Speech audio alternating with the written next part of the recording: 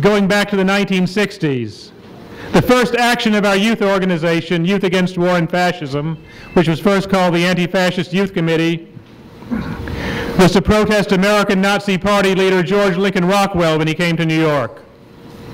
When racist Alabama Governor George Wallace, the man who stood in the schoolhouse door and said segregation now, segregation forever, ran for president in 1968, we disrupted his rallies around the country. Here in New York, we surrounded Madison Square Garden with tens of thousands of people, and hundreds more went inside and disrupted his talk. We challenged the Klan all over the country. And of course, there was the historic march we organized in Boston in 1974 when racist mobs were attacking black school children. And every time we did one of those things, there were those who said, "No, that's not the way.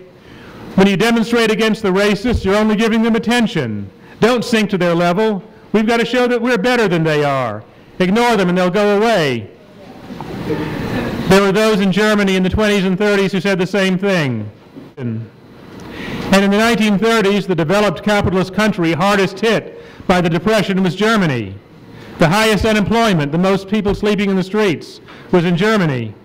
And there was an organization called the National Socialist German Workers' Party. They said they were for the workers.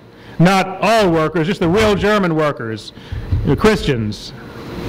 And they said, your problem is not the bankers and the corporations that are laying you off, that are taking your jobs and homes. Your problem is the Jews. Look at all these synagogues everywhere. What are they doing in there? You know, they pray in some strange language. But Hitler didn't stop with the Jews. He went after the communists and the socialists and the Roma and Slavs and lesbian and gay people, LGBT people. And then he went after liberal Democrats, and he smashed the unions, and then he took millions of German people who were not any of those things off the unemployment line and into uniform and sent them to die in the Soviet Union and Yugoslavia and France and North Africa.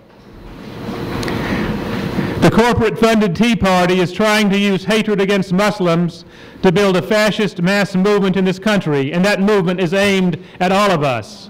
It's aimed at black people, it's aimed at Latino and Asian and Native people, at all immigrants and people of color. It's aimed at our unions, it's aimed at our benefits and Social Security, it's aimed against health care and the minimum wage, and against anyone who is against war, against anyone who's defending the environment. And the entire ruling class welcomes them, because even if the ruling class is not willing or yet ready to turn over power to the fascists like they did in Germany, all of them are happy to see a fascist movement as a club, as a threat against the working class. When we formed Youth Against War and Fascism, when we formed Youth Against War and Fascism back in the 60s, we chose that name because war abroad and fascism at home are the two characteristics of monopoly capitalism in decay. The threat of fascism is inherent in capitalist crisis, irrespective of whether or not there's a fighting working class or a strong revolutionary movement. I make this point because not fighting them doesn't mean they'll go away. It guarantees their victory. To protect and expand our rights, the working class needs unity here and across international borders. We cannot defend Social Security if we cannot defend our Muslim sisters and brothers. We cannot defend our unions if we cannot defend our Muslim sisters and brothers.